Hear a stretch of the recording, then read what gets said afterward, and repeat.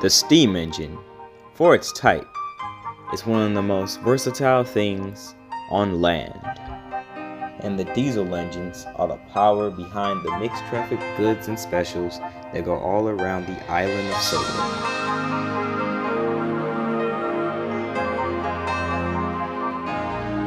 This is NWR Stories.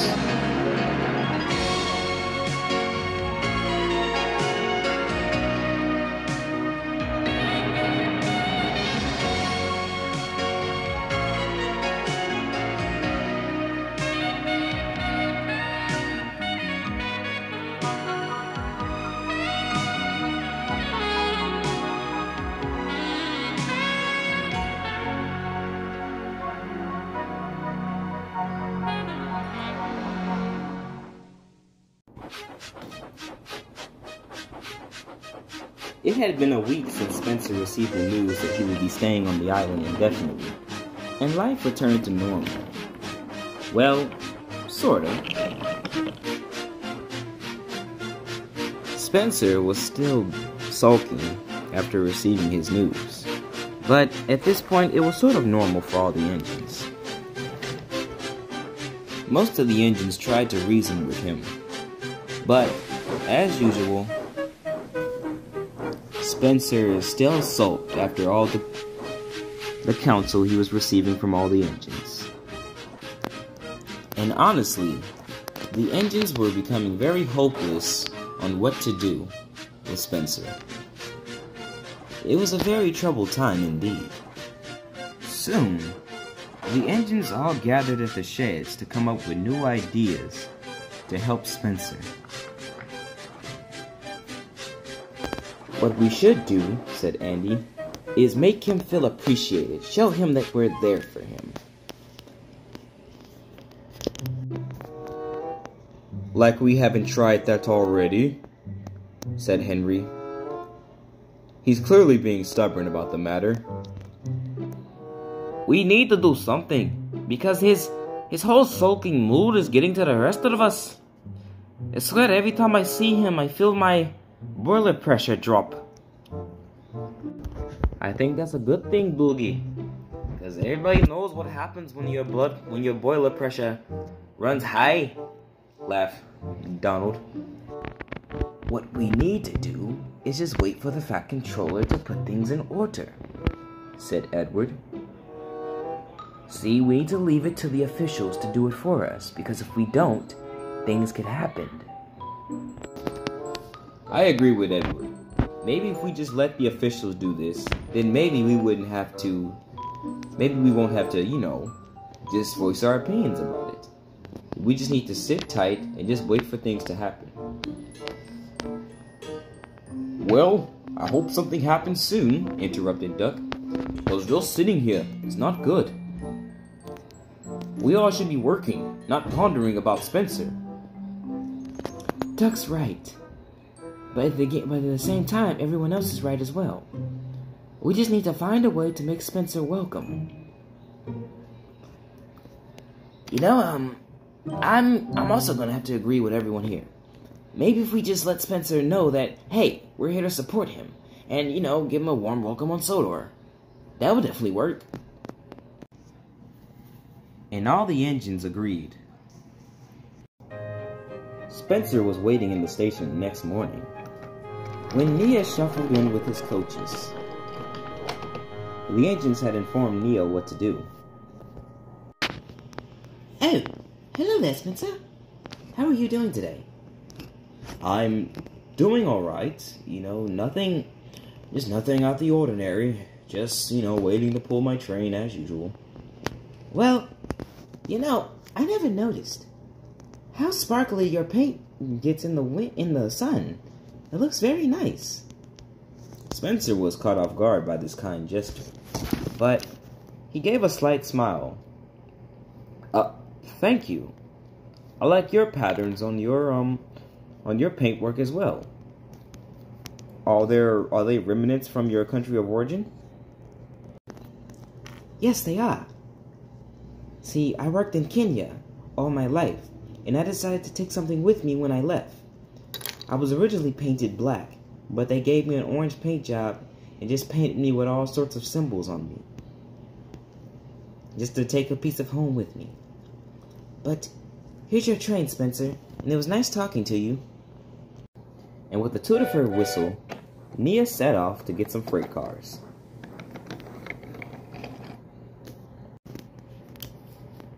After hearing those kind words from Nia, Spencer could not help but put a slight smile on his face. And with a toot of his whistle, he went to go collect his train. Later, Nia was talking to the Farquhar engines about her interaction with Spencer earlier. So he actually smiled, said Toby. Yes, he did. It's like all of that worry and all of that sulking went away for like a brief second. Maybe the plan's working. I truly hope so, said Thomas. We just want Spencer to feel welcome. And if he feels welcome, then maybe he'll stop sulking around. I agree, Thomas. Well, I'm going to go collect Henrietta and prepare to take my afternoon train. See you later. And with the ring of his bell, Toby left the yard. Later, Toby was at the station with Henrietta when Spencer arrived into the station with his train. Toby couldn't help but notice that Spencer had a slight smile on his face. Hello, Spencer. Glad to see you looking very smiley today. You seem happy. Oh, well, I have been giving it some thought. And, you know, I actually wouldn't mind staying on here. I mean, yes, the mainland was my home, and I miss doing rail tours for the Duke and Duchess of Boxford. But this seems like a nice life for me. I don't want to use the term retirement, because retirement would mean that I'm not working at all. But here I can pull trains and just live life as an engine should. It's an engine paradise. Now I see why engines like Donald, Douglas, Oliver, Rebecca, and all the other engines that were saved from scrap want to be here. This railway is a haven. It welcomes any and all engines, whether you're steamy or diesel, experimental or purebred, or, British or American. Doesn't really matter. Sodor welcomes anyone. You're right, Toby. Ha! Sodor is a nice place. And with a toot of his whistle, Spencer left to go to the yards. The next day, Derek, the packsman diesel, was pulling a goods train down the line. But he wasn't off to a good start with his train.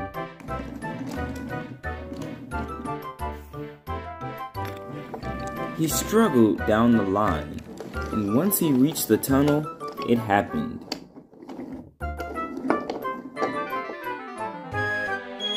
Once he came out the other side, he stopped and screeched to a halt. Oh, dear heavens. Driver, what has happened to me? We were going so well. Looks like our fuel tank is empty. We must have forgot to stop for fuel before we collected this train, said Derek's engineer. Well, isn't this surprising? Ah, well. I guess we'll have to radio for help then, said Derek. About that, said Derek's driver. Sorry, I forgot to charge my phone on the way here, so we're kind of stranded. Great. Great. We're gonna be stuck here for a while then. Said Derek, disappointed. Meanwhile, Spencer was making his way down the line with his local train. He was in a good mood and was making good time as he ran past the quarry at high speeds. What a lovely day to be on time, driver, said Spencer. Indeed, you're going as fast as ever, said Spencer's driver. They ran through the station because there were no passengers to pick up at the station, and they soon headed towards the big station. Suddenly, Derek heard a whistle. Oh, that's Spencer. Yes, he's on his way. Good, driver, stop him, stop him. I'm on it. Derek's driver stood on the front of the track as Spencer screeched to a halt right at the switch. What seems to be the problem?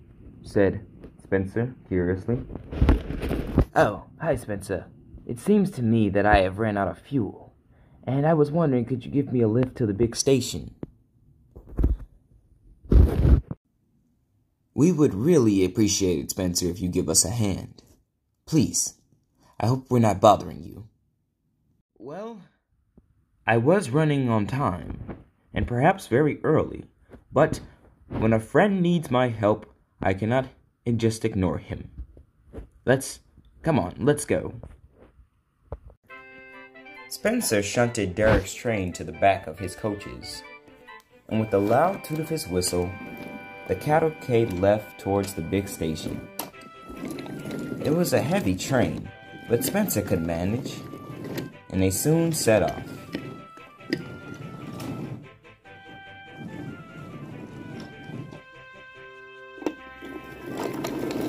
Despite what happened with Derek, Spencer was still running in good time, and the passengers cheered for the new arrival on Sodor.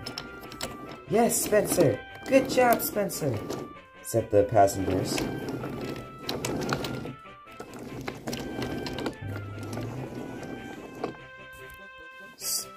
Soon, Spencer arrived into the station to a huge audience. He was shocked indeed.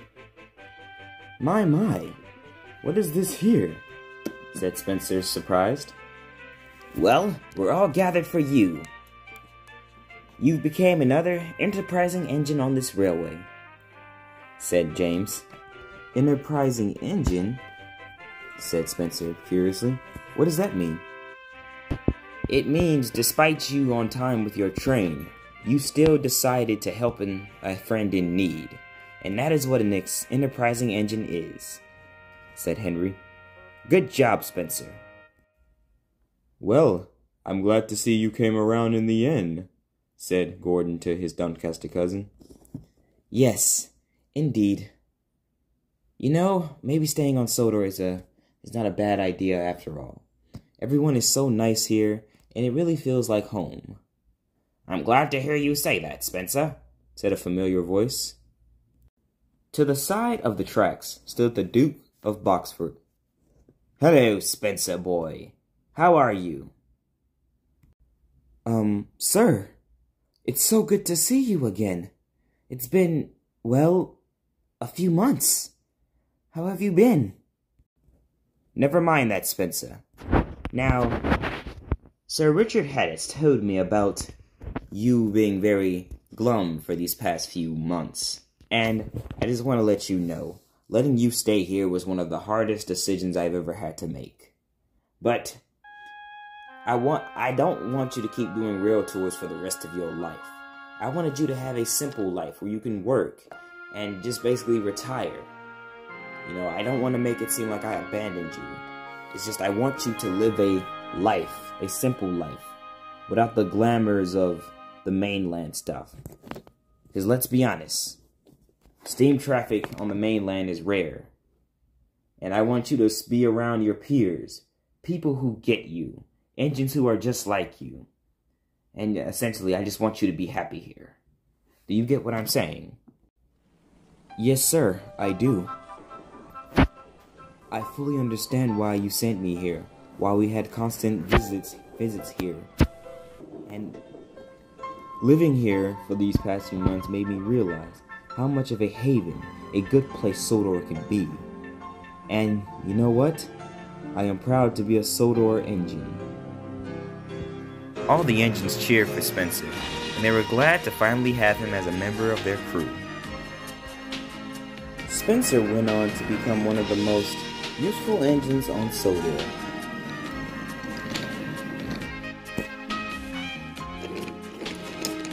He was very efficient when he did his work, but overall, he was glad to be a part of the Sodor family once and for all.